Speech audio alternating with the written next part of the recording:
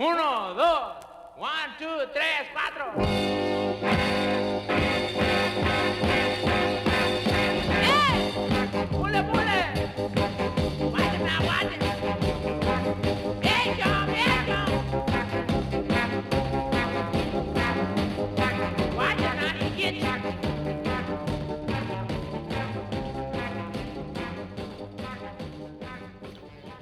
Good evening, Troop 168 and Troop 1680. Hey, it's Mr. Bredemeyer bringing you yet another exciting edition of scouting around the house. Hey, I just got done actually doing a little cooking in the Dutch oven. So tonight I thought we would talk about how do you clean a Dutch oven. We do quite a bit of cooking when we're camping in our Dutch ovens, and it's important to know how to properly take care of them. And keeping them clean and well oiled is the key thing. So hey, here's my Dutch oven. I had earlier made some eggs in it, and you can see there's a little egg residue there we need to clean up and take care of, so we're going to get right to that. One thing I'm going to mention, the lid here I actually didn't use because when I cooked the eggs, other than melting a little bit of cheese, the lid really didn't get dirty. I will probably wipe it down a little bit with some oil, but otherwise the lid is in pretty good shape. I actually didn't even need to put coals on top, so the top of it's nice and clean as well. Usually, of course, you're not that lucky. So guys, one of the things I think it's important to remember when you're doing any cleaning, whether it's the Dutch oven or even cleaning gear while we're out camping, is the best thing to do is try and remove as much food particle as possible before you really start getting into water or anything like that. And of course, with a Dutch oven, we don't actually put this in soap and water. And the reason we don't do that is cast iron, which Dutch ovens are made out of, are very porous.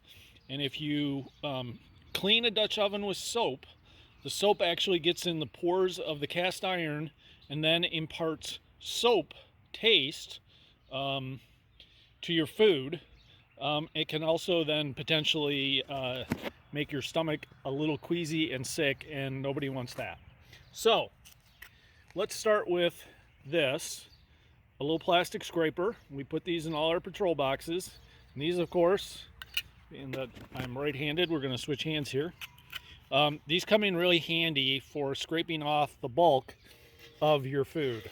So you just take it here, don't be afraid to get your hands in there, move it back and forth, and just scrape off as much of that stuff as you possibly can.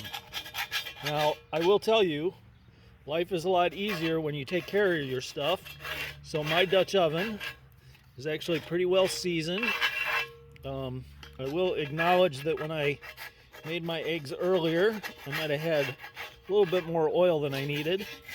So that's probably also making my life a little bit easier, and that things didn't stick a lot.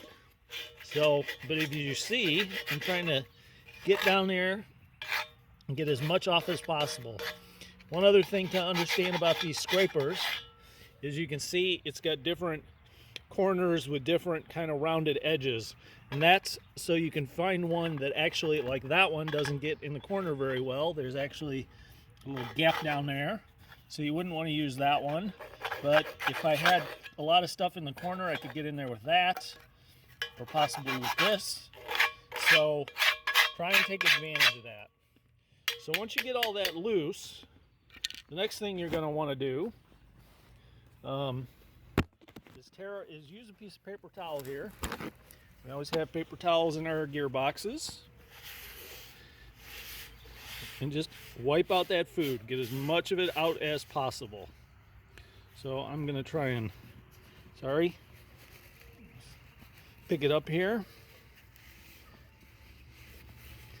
See if I can get by with one paper towel. Probably not. The other thing you could obviously do, I don't have a trash can out here, but I could have just walked over to a trash can and kind of dumped that out, and that would have done the trick as well. Okay, so once you get most of this food out of here, we'll leave that one for the ants.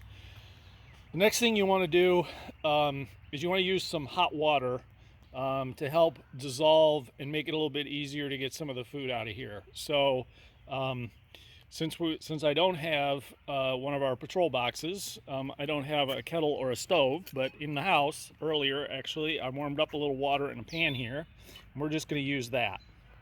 So it's a little warm. So you put the water in there.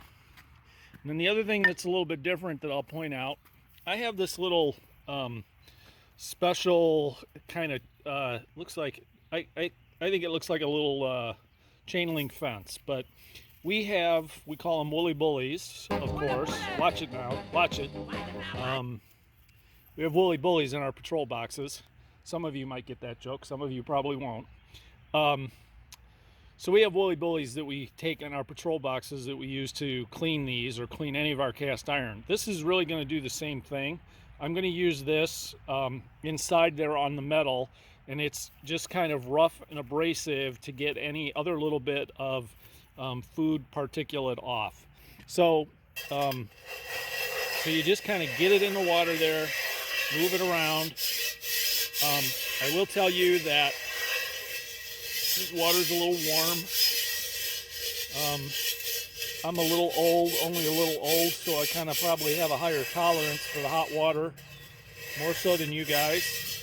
One thing a lot of guys will do when they're doing this technique in our cast iron and with the woolly bullies, especially if the water's too hot for them, is they might take a pair of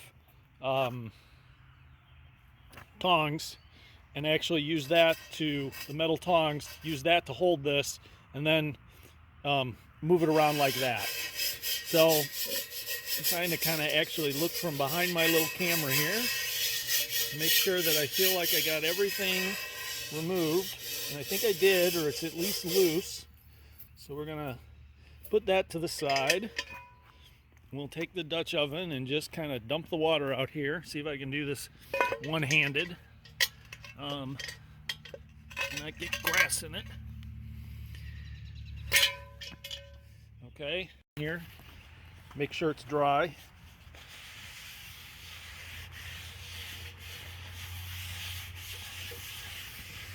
Okay, there we go. So then the next thing we, of course, have to do is season our Dutch oven. So we always have vegetable oil in our boxes. That's what you can use to season cast iron. We're gonna open this up here. Of course, I forgot to check and make sure it was actually open. So I gotta pull the seal. Hopefully do that without spilling the whole thing. Okay, so then you don't need a lot of this. You need just like a quarter size amount. That was actually probably a little on the heavy side. You'll know as you spread it around. So then you take a piece of paper towel and you just get in there and spread that grease, like oil, kind of on the whole surface. You want to make sure you get the bottom completely, and you want to get the sides, because this keeps it from rusting, and it also provides that, helps provide that non-stick surface. It's also a good idea, if you happen to have your own Dutch oven, to occasionally actually heat the cast iron up and then apply the oil. What that actually does is, I'm just doing my lid real quick here, guys, like I mentioned.